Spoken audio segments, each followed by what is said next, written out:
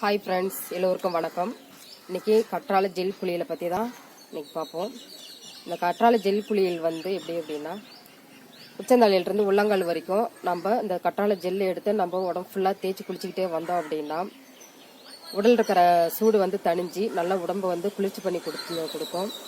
அது மட்டும் கிடையாது, இப்போ வெயில் காலங்கள் வந்துருச்சு. இந்த வெயில் காலத்தில் பார்த்தீங்கன்னா நம்ம உடலில் அதிக அளவில் வேர்வை சுருக்கும். இந்த வேர்வை நாற்றத்தை இந்த ஜெல் கற்றாழை ஜெல்ல நம்ம தேய்ச்சி குளிச்சுக்கிட்டே வந்தோம் அப்படின்னா வேர்வை நாற்றம் இல்லாமல் போகும். ஒரு சில பேருக்கு பார்த்தீங்கன்னா உடல் ரீதியாக ஒரு பேட் சுமல் அடிச்சுக்கிட்டே இருக்கும். அவங்க என்னதான் மெடிசன் எடுத்துக்கிட்டாலும் அந்த பேட் சுமல் அடிக்கும்.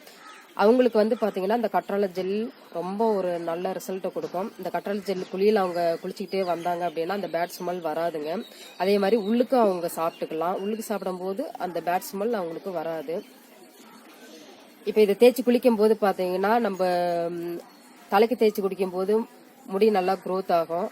உடலுக்கு தேய்ச்சி குளிக்கும் போது உடம்புல ஏற்படக்கூடிய அந்த சுருக்கெல்லாம் இல்லாமல் நல்லா உடம்பு நல்லா பளபளன்னு இருக்குங்க.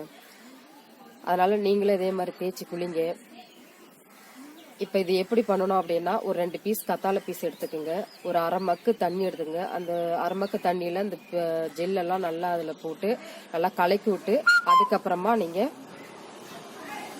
உச்சந்தலையிலிருந்து உள்ளங்கால் வரைக்கும் உடம்பு ஃபுல்லாக தேய்ச்சி ஒரு 10 நிமிஷம் கழிச்சுட்டு நீங்கள் குளிச்சுக்கலாம். ஓகே ஃப்ரெண்ட்ஸ், நான் போடக்கூடிய வீடியோ உங்களுக்கு பயனுள்ளதாக இருந்துச்சு அப்படின்னா லைக் பண்ணுங்கள், ஷேர் பண்ணுங்கள், கமெண்ட் பண்ணுங்கள், மறக்காமல் சப்ஸ்கிரைப் பண்ணி வச்சுக்கிங்க. இந்த மாதிரி முக்கியமான தகவல்கள்லாம் நாங்களும் போடுறோம். ஓகே ஃப்ரெண்ட்ஸ், மீண்டும் அடுத்த வீடியோவில் சந்திப்போம்.